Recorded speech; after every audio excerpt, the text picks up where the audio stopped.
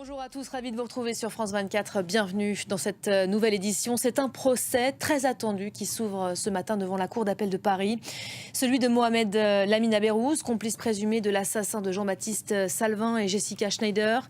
Souvenez-vous, ce couple de policiers avait été tué à leur pavillon dans la ville de Magnanville, sous les yeux de leur fils âgé alors de 3 ans. Les détails tout de suite avec notre envoyé spécial à la Cour, Karim Akiki. À l'issue d'un bras de fer de 2 mois avec Niamey, Emmanuel Macron a fini par annoncer le retour à Paris de l'ambassadeur au Niger, le retrait aussi des troupes françaises d'ici la fin de l'année. 1500 militaires français vont donc être amenés à quitter le pays, l'un des derniers alliés de Paris au Sahel. De son côté, la junte a annoncé, elle Selema, une nouvelle étape vers la souveraineté du Niger, le pays qui a emboîté le pas au Mali et au Burkina Faso.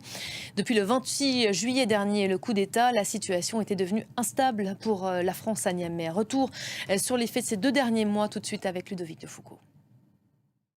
Allez, une séquence qu'on va vous faire vivre aujourd'hui en direct sur notre antenne. La rencontre entre les présidents turcs et azerbaïdjanais, Ilham Aliyev et Recep Tayyip Erdogan. Cette démonstration de force attendue intervient moins d'une semaine après l'opération de Bakou dans le Haut-Karabakh.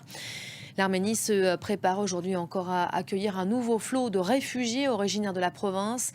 120 000 personnes vivent actuellement dans la zone. Hier, des centaines de réfugiés sont encore entrés en Arménie. Le point tout de suite en image avec Axel Simon.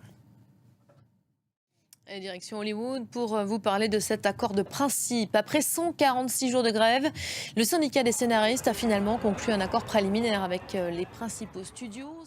Et fin de ce journal, merci à vous de l'avoir suivi. D'autres infos tout de suite sur nos antennes, sur notre site internet également. Toujours la même adresse, www.france24.com. À tout à l'heure.